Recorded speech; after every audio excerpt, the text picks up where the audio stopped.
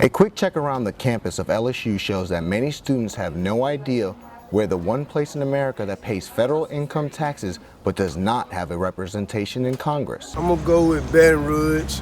I think it's Puerto Rico. I have no idea. No matter where you look in Washington, D.C., you see towering tributes to democracy, from the Washington Monument to the U.S. Capitol to the Supreme Court, and of course the most famous address in the world, 1600 Pennsylvania Ave.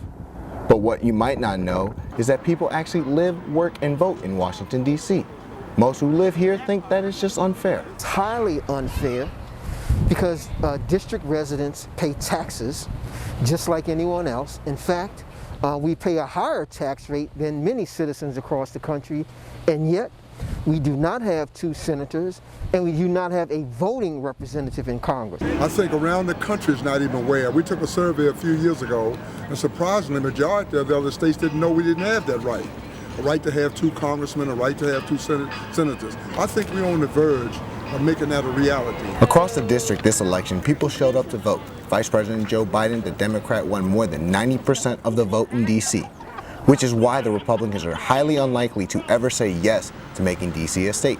Republicans worry it would tip the balance of Congress, even though there are some states with less voters that already tilt elections in their favor. It makes sense constitutionally to have a city that's separate from any other state, as was set up 200 years ago. I don't see any reason to change that. Where you have, Wyoming and Vermont that have 2 votes. I don't understand why we can't give these 700,000 people a say in Congress. A delegate is not enough.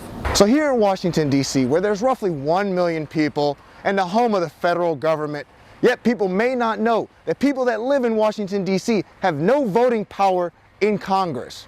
Reporting in Washington, D.C., for Tiger TV News, I'm Tema Masters.